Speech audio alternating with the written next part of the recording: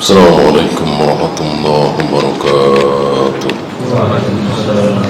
إن الحمد لله نحمده ونستعينه ونستغفره ونعوذ بالله من شرور أنفسنا ومن سيئات أعمالنا.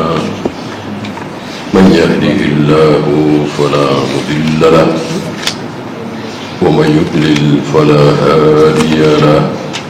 أشهد أن لا إله إلا الله وحده لا شريك له وأشهد أن محمدا عبده ورسوله وبعد. Terakhir tentang anak-anak yang menjadikan seekor burung menjadi sasaran latihan memanah anak-anak Quraisy. Kemudian datanglah Ibnu Umar. Demi melihat Ibnu Umar, anak-anak Quraisy ini, mungkin anak-anak remaja ya, langsung berlarian ketakutan. Lalu Ibnu Umar membawakan sabda Nabi bahwa Allah mengutuk, melaknat orang-orang yang menjadikan burung, ayam, angsa, apalagi kucing, pokoknya binatang hidup dijadikan sasaran anak panah, berlatih memanah. Kalau mau berlatih, carilah benda mati, tidak boleh benda hidup, kecuali sekalian berburu, tentu untuk diambil dagingnya dan seterusnya. Ya, saya kira ini hadis terakhir ya. Kita lanjut 1602. Hadis 1602. Wa an Anas radhiyallahu anhu qala, dari Anas bin Malik, naha Rasulullah sallallahu alaihi wasallam an tusbar al-bahaim. Rasulullah sallallahu alaihi wasallam melarang mengurung binatang, maksudnya mengurung sampai mati. Ini mirip dengan hadis kucing. Ada seorang wanita yang masuk neraka gara-gara kucing, bukan gara-gara zina, minum khamar, berjudi, tidak sholat, tidak saum, cuman gara-gara kucing. Dia mengurung kucing, tidak dikasih makan. Maka Nabi memberikan pilihan, kalau mau mengurung silahkan, tapi kasih makan. Kalau tidak mau ngasih makan gak apa-apa, tapi jangan dikurung. Ini semakna. Binatang apapun, bukan cuman kucing, kok kita kurung dan akhirnya mati, ini haram. Ini sahih riwayat Imam Bukhari dan Muslim. Fikul hadis ada dua. Tahrimu qatlil hayawan sabra, diharamkan membunuh hewan dengan cara dikurung. Satu-satunya cara yang diperbolehkan adalah sembelih kalau dimakan. Kalau tidak dimakan, misalnya tikus, ular, anjing, karena memang disunahkan dibunuh ya, jangan dikurung. Berarti kan apa istilah kita, membunuh secara perlahan. Kasihan. Berarti sebelum mati itu dia merasakan lapar, semakin lapar, haus ya. Walaupun ular, walaupun tikus, walaupun anjing, walaupun binatang yang disuruh bunuh, tidak boleh dengan cara dikurung. Silahkan cara lain, pukul misalnya, banting misalnya, jangan dibakar.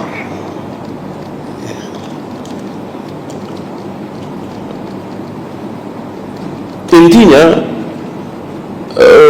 semakin cepat binatang itu mati, semakin bagus.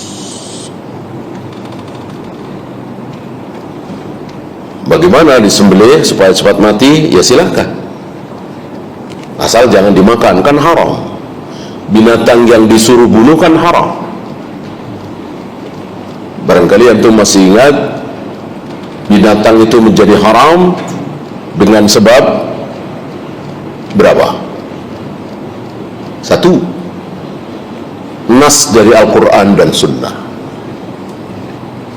Babi, bangkai, himar ahliyah, keledai jinak, ini kan disebut nama hewannya. Ada yang disebut nama sifatnya, nama hewannya tidak disebut. Apa? Buas, bertaring tajam, berkuku tajam, dan dengan taring dan kukunya ini dia menerkam mangsanya. Harimau misalnya, buaya misalnya, singa misalnya, dan seterusnya. Intinya dia buas bukan jinak ya, artinya makan hewan lain, bukan rumput. Berkuku tajam dan bertaring tajam. Tidak disebut nama-namanya. Itu. Dan ini sama, mau Al-Quran dan hadis, sama saja. Yang diharamkan dalam Al-Quran ya haram, yang diharamkan dalam hadis ya haram. Diharamkan dalam hadis haram, diharamkan dalam Al-Quran lebih haram lagi. Betul? Salah, tidak ada urutan seperti itu ya. Yang dilarang oleh hadis harus kita jauhi, yang dilarang dalam Al-Quran lebih harus kita jauhi lagi. Betul? Salah, nggak ada lebih, sama aja. Orang sama-sama dari Allah. Kan Al-Quran dari Allah, hadis dari siapa? Emang karangan Rasulullah? Tidak, sama-sama dari Allah. Dan dua-duanya sama-sama keluar dari lisan Nabi kan? Hadis keluar dari lisan Nabi, Al-Quran emang keluar dari lisan Jibril didengar oleh para sahabat? Tidak, sama-sama keluar dari lisan Nabi SAW. Ketika Jibril membacakan ayat-ayat Al-Quran kepada Nabi, nggak ada yang dengar, satu pun nggak ada yang dengar, hanya melihat Rasul tidak sadarkan diri. Yang dengar suara Jibril hanya Nabi SAW. Setelah itu Nabi ucapkan lewat lisan beliau. Ya, apa bedanya dengan hadis? Maka isi Al-Quran dengan isi hadis dari saya sama persis, tidak ada perbedaan sedikit pun. Yang ada perbedaan hanya lafaz. Sering kita bahas ya. Kemudian yang juga menyebabkan hewan itu menjadi haram kita makan, setelah disebut sifatnya dan setelah disebut namanya. Yang ketiga, dilarang membunuh. Kita dilarang oleh Nabi membunuh hewan tersebut, semut misalnya, burung surat misalnya, katak, kodok misalnya. Ya, ini jelas membunuhnya saja haram, apalagi memakannya, gitu ya. Yang keempat, kita disuruh membunuhnya, sama dengan kita dilarang membunuh, sama-sama haram kita makan. Ya, anjing misalnya, tikus misalnya, cicak misalnya, gitu. Ada hewan yang kita dilarang bunuh, ada hewan yang kita disuruh bunuh.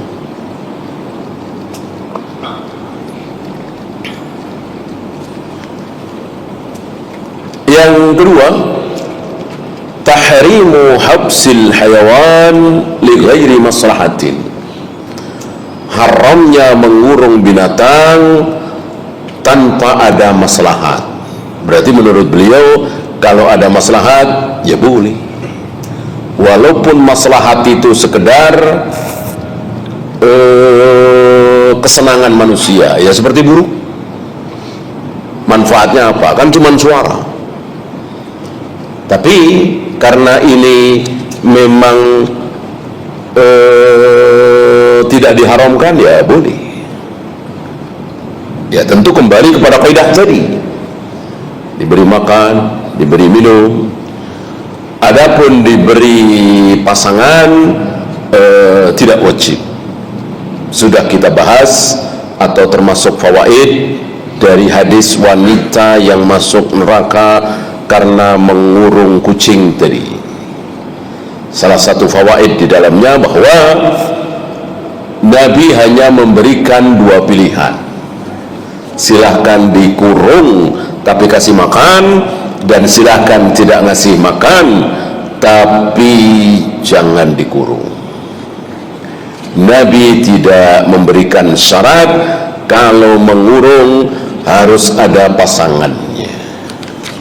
Nabi hanya memberikan syarat, silahkan mengurung tapi kasih makan. Adapun di hadis ini 1602 ini lebih kepada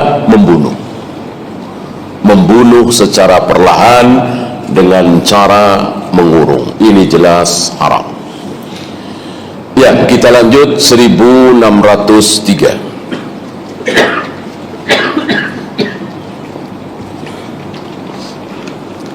Wa an Abi Ali Suwaid bin Muqarrin radhiyallahu anhu qala, ini dari Abu Ali, namanya adalah Suwaid bin Muqarrin. Dia mengatakan, laqad ra'aituni sabi'a sab'atin min bani Muqarrin. Aku tujuh dari yang ketujuh. Maksudnya atau di riwayat lain, sabi'a ikhwatin li, 7 bersaudara. Kalau istilah bahasa kita, 7 bersaudara. Orang tua saya, ya, kata Suwaid, mempunyai 7 anak, ya. Malana khadimun, di mana kami sekeluarga tidak punya pembantu. Maksud pembantu di sini adalah budak. Maksud pembantu di sini budak. Kenapa ditafsirkan budak, difahami budak? Karena ada qarina, karena ada petunjuk yang menyatakan bahwa yang dimaksud adalah budak, bukan pembantu.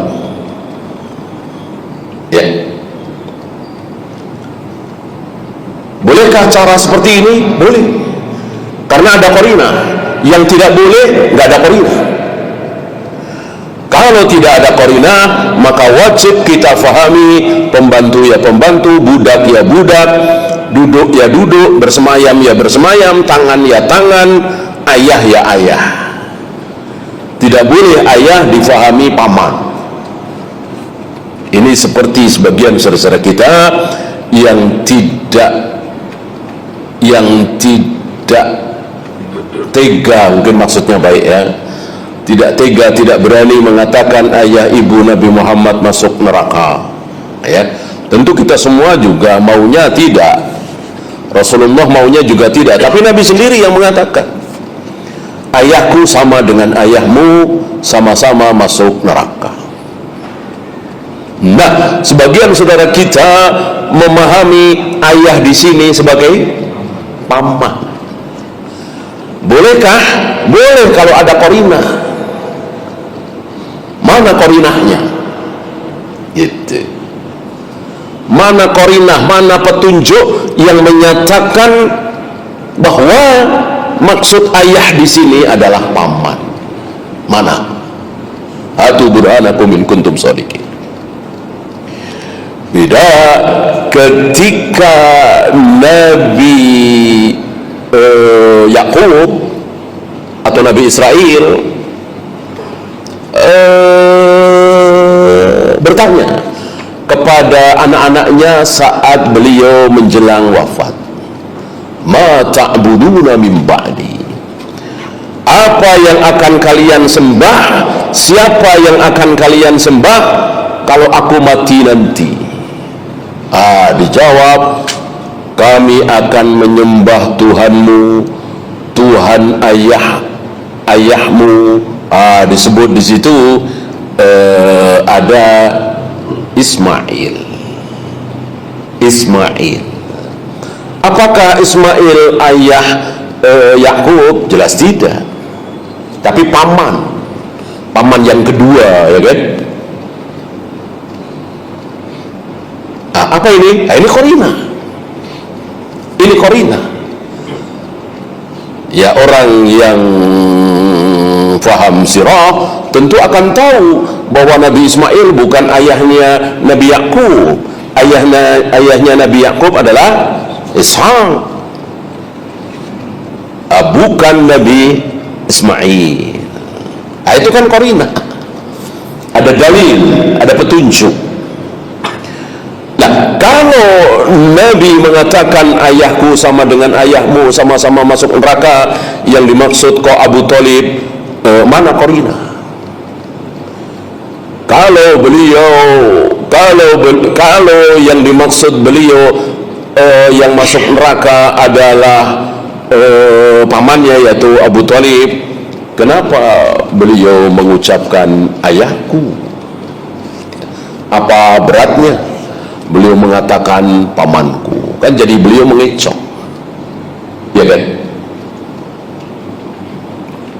Sama ketika Allah itu, seandainya Allah betul-betul tidak punya tangan, lalu Allah mengatakan aku telah ciptakan Adam dengan kedua tanganku, berarti Allah mengecoh kan?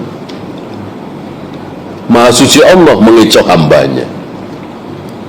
Langit akan aku gulung dengan tangan kananku, Adam telah aku ciptakan dengan kedua tanganku. Sementara Allah tidak punya tangan, berarti Allah mengecoh. Ya, mustahil Allah mengecoh. Nah, aku 7 bersaudara dan kami sekeluarga tidak punya budak kecuali satu, illa wahidatun latomaha asgoruna.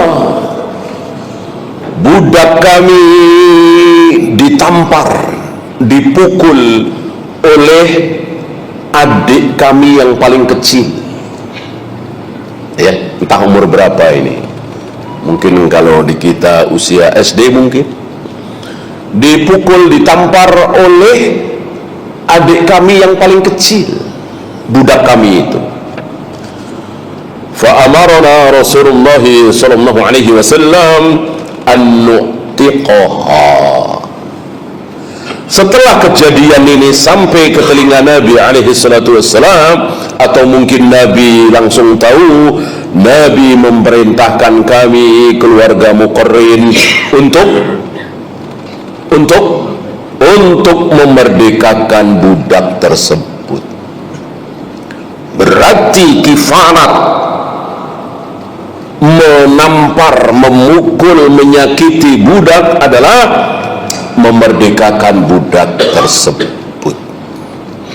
Persis seperti riwayat Muawiyah bin Hakam As-Sulami, ketika Muawiyah menampar salah satu budaknya yang perempuan, karena budak perempuannya ini menghilangkan seekor kambing, sedang menggembala, salah satu kambingnya hilang berkat keteledoran si budak perempuan ini. Marah Muawiyah bin Hakam As-Sulami, bukan Muawiyah bin Abu Sufyan ya, ditampar. Ketika kejadian ini sampai ke telinga Nabi alaihi salatu wassalam, beliau marah sekali. Lalu Muawiyah bin Hakam As-Sulami mengatakan, biar aku merdekakan ya Rasul. Kemudian Nabi menyuruh Muawiyah untuk mendatangkan budak perempuan itu di hadapan Nabi. Lalu Nabi mengetes keimanan budak perempuan ini. Nabi tidak mengatakan apakah engkau sholat, apakah engkau bersyahadat. Insyaallah itu sudah maklum semua, sudah masyhur semua. Ini kan kejadian sudah di Madinah ya. Tidak dites oleh Nabi ya. Gimana cara wudumu, bagaimana, coba praktekkan. Enggak. Nabi cuman bertanya, man ana, tahukah engkau aku ini siapa? Dijawab oleh budak perempuan itu, anta Rasulullah, engkau adalah utusan Allah. Pertanyaan kedua, aina Allah, di mana Allah berada? Budak perempuan ini menunjuk jarinya ke arah langit. Fis sama. Fi di sini tidak boleh diartikan di, tidak boleh, tapi di atas. Fi bimakna ala, di atas. Banyak ahlul bidah yang mengatakan, kan kalimatnya fi berarti di langit. Di langit ya mungkin langit pertama, langit kedua, berarti Allah terkungkung oleh langit. Maka menolak riwayat itu. Mereka lupa firman Allah, fasiru fil ardi, bertebaranlah kalian fi bumi. Apa? Ya tentu di atas bumi. Masuk ke bumi, ke tanah. Ini kan aneh sekali ya. Maka fi tidak selamanya bermakna di atau di dalam. Ada kalanya fi bermakna di atas, ala atau fauqa ya. Ini semakna dengan hadis ini. Artinya seseorang yang memukul budaknya, menyakiti budaknya, maka kifaratnya adalah memerdekakan budak tersebut. Ini luar biasa ya, sangat luar biasa. Jadi jangan disangka bahwa Islam membolehkan perbudakan berarti sebagaimana budak-budak milik orang kafir itu disiksa, tidak dikasih makan, dirantai dan seterusnya. Tidak. Boro-boro disiksa, dirantai, pukul aja dosa besar dan harus dimerdekakan ya. Bagaimana disiksa?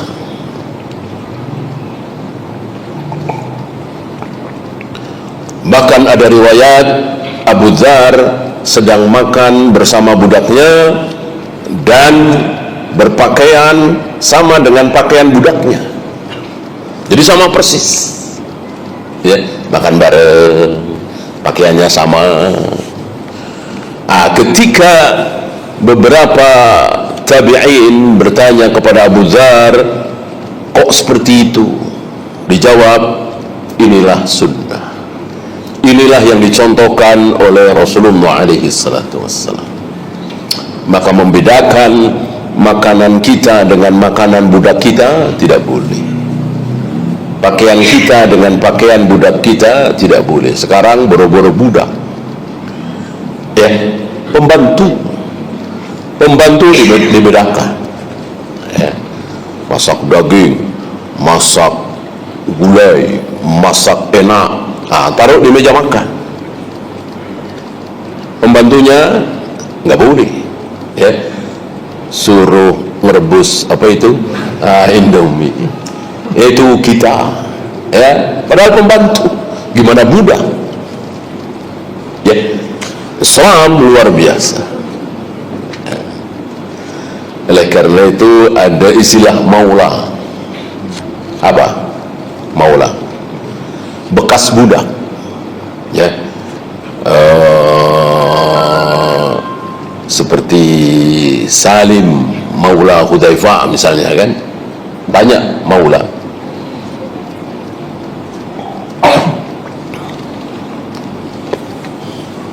Apa maula itu? Bekas budak tapi masih ada di situ, gitu. Nggak mau pergi. Kalau budak dimerdekakan kan ya bebas, mau kemana pun bebas. Kalau masih budak ya nggak bebas, harus di situ, siap melakukan apa yang menjadi keinginan perintah tuannya ketika itu halal, bahkan bisa dijual. Nah, sudah dimerdekakan jadi maula kan bebas, tapi dia tidak mau kemana-mana. Dia masih mau bersama Hudzaifah, dia masih mau melayani Ibnu Umar, dia masih mau melayani Rasulullah. Kenapa? Karena nikmat, tentunya nikmat, lezat, bahagia menjadi budaknya Rasulullah, budaknya Hudzaifah, budaknya para sahabat. Begitulah Rasul dan para sahabat. Jangankan jadi istrinya, jangankan jadi anaknya, jadi budaknya aja nikmat. Gimana anaknya, gimana istrinya? Jadi budaknya saja nikmat. Nah, sekarang kita kebalik, ya. Jangankan jadi budaknya, jangankan jadi pembantunya, jadi istrinya aja tersiksa, ya, karena akhlaknya yang buruk, akhlak suaminya yang buruk, jadi istrinya aja tersiksa. Ya, ini betapa jauh akhlak kita dengan akhlak Rasul dan para sahabat. Ya, sementara kita sedang belajar untuk mengikuti Rasul dan para sahabat, ya mungkin baru rukuk kita, sujud kita, i'tidal kita, salat kita, saum kita sama dengan Rasul dan para sahabat. Begitu akhlaknya jauh dari akhlak Rasul dan para sahabat. Padahal yang kita contoh dari Rasul dan para sahabat bukan cuma ibadah, bukan cuma salat, saum, tawaf, sa'i, tapi juga termasuk akhlak, akidah, semuanya. Yang tidak cuman teknologi, ya, transportasi, tidak sama. Kita mau menyamakan dengan Nabi, bodoh, nggak usah sama. Kita naik motor, naik mobil, naik kereta, naik pesawat, beda semua dengan transport di zaman Nabi SAW. Ya. Adapun akhlak, ibadah, akidah, kehidupan sehari-hari, tata cara, aturannya dan seterusnya, usahakan sama, harus sama. Ya, hadis ini sahih riwayat Imam Muslim. Fikul hadis ada 4.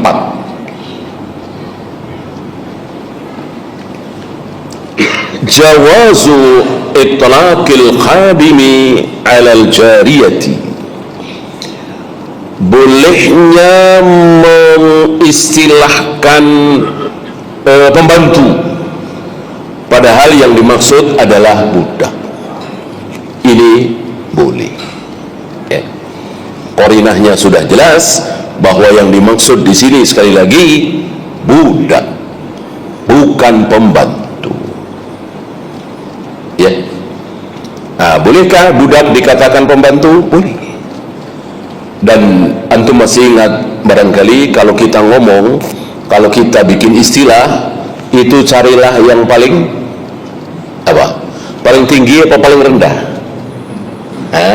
Paling tinggi apa paling sederhana? Paling sederhana. Dengan paling tinggi ya. Kita kan suka ngomong yang tinggi-tinggi ya. Ini kan tidak merendahkan orang, pembantu gitu. Daripada budak saya gitu ya. Ini bagian dari akhlak yang mestinya kita contoh ya. Ya biar sama mbak aja, mbak saya. Ini kan lebih enak daripada ini sama babu saya aja ya.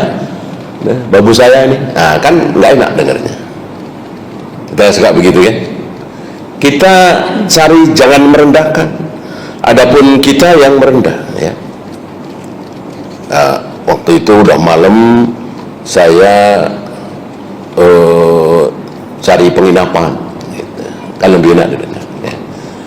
Daripada waktu itu udah malam saya cari hotel mewah ya. Kan mana yang lebih enak didengar ya. Waktu itu karena kita lapar ya kita cari warung, padahal restoran mewah, duit ada ya. Tidak perlu lah. Waktu itu kami cari restoran ya. Termasuk nama-nama anak kita, cucu kita, carilah yang paling sederhana. Jangan nama-nama yang tinggi, apalagi gulu. Hari ini mayoritas kaum muslimin namanya gulu. Seperti Ihsan, ini nama yang gulu ya. Bayangkan, Ihsan itu di atas iman, di atas Islam. Orang yang Islam belum tentu iman, belum tentu ihsan. Orang yang iman sudah pasti Islam, belum tentu ihsan. Orang yang ihsan pasti iman, pasti Islam. An ta'budallaha ka'annaka tara, engkau menyembah Allah seolah-olah engkau sedang melihat Allah. Ini luar biasa. Barangkali segelintir orang yang bisa seperti itu. Ihsan ya. Ini nama guru, nama yang sederhana saja. Ibrahim, Ismail, Ishak, Yakub, Umar, Zubair, Tolha. Ini semua sederhana. Sederhana karena apa? Nggak ada artinya. Nggak ada artinya. Emang nama itu jangan ada artinya. Para nabi, para rasul yang 124.000 itu, para sahabat yang 100.000 lebih, mayoritas namanya nggak ada artinya. Kalau tuh ada artinya ya kebetulan saja. Kalau kita enggak, ngincer kan, ngincer artinya. Oleh karena itu kalau minta nama kepada seorang ustaz, dikasih misalnya, habis itu nanya artinya apa ustaz?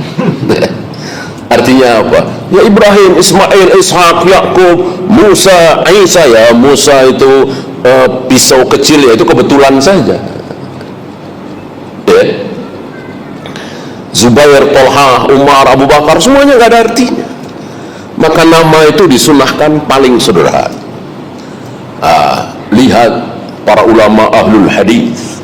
Antum tahu sendiri ilmu hadis itu ilmu yang sangat luar biasa peliknya, beratnya. Ya bayangkan ribuan nama dihafal dan tahu lahirnya di mana, matinya di mana, di usia berapa dan seterusnya.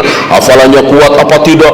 Ini sangat-sangat luar biasa beratnya ilmu hadis ini. Tapi para ulama menamakan ilmu hadis dengan nama yang sangat-sangat sederhana. Ilmu tentang hadis oleh para ulama disebut apa? Mustalahul hadis. Mustalah apa sih? Bahasa Indonesia itu istilah hadis. Kan nama ini sederhana sekali, cuman sekedar istilah doang, tapi isinya luar biasa, dalam sekali, besar sekali, tinggi sekali, berat sekali. Maka di sepanjang zaman ulama yang mengetahui ilmu hadis sedikit sekali, sangat sedikit sekali. Ya, bandingkan dengan kita hari ini, ilmunya nggak seberapa, yang diajari, yang dipelajari juga masih dasar. Namanya luar biasa, apa? Takhossus. Ya, belum tahu takhossus? Takhossus itu kekhususan, ya, spesialisasi, spesialis kalau istilah dokter. Udah bukan dokter umum lagi, spesialis, takhossus, mengkhususkan gitu, spesialis. Nah, itulah kita, ya. Maka sunnah bagi kita bikin nama, bikin istilah itu yang sederhana saja. Adapun orangnya, prakteknya di lapangannya, yang luar biasa, yang hebat.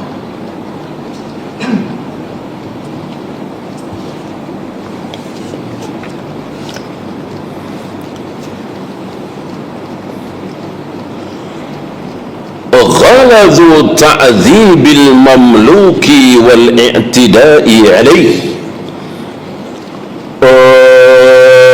Besarnya dosa orang yang menyiksa budak, menyengsarakan budak, ini nggak main-main, ya.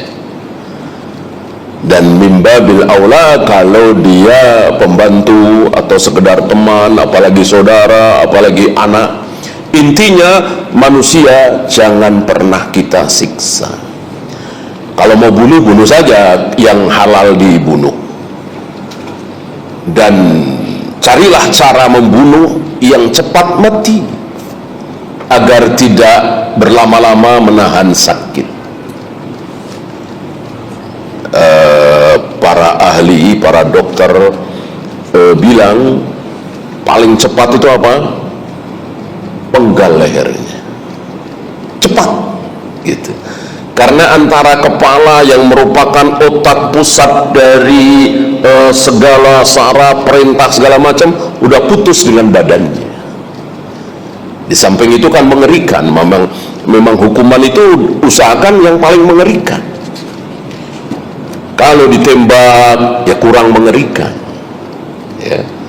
Mungkin orang mengatakan cepat mati, tapi dipenggal lehernya lebih cepat lagi, jauh lebih cepat, ya.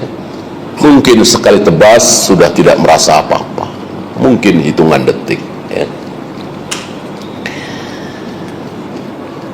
Adapun pelan matinya pelan, tidak boleh, haram. Idqul mamluki kafaratun lidarbiha.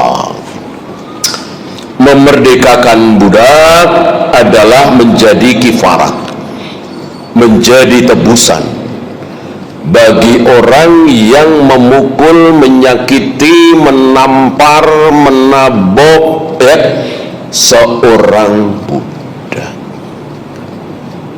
Karena memang hukuman itu harus apa ya, berlipat-lipat gitu ya. Lah kan cuman menampar, mestinya hukumannya apalah, ya. Nah, ini disuruh merdekakan kan ratusan juta, miliaran itu kan manusia. Tadinya punya budak menjadi tidak punya, orang dimerdekakan.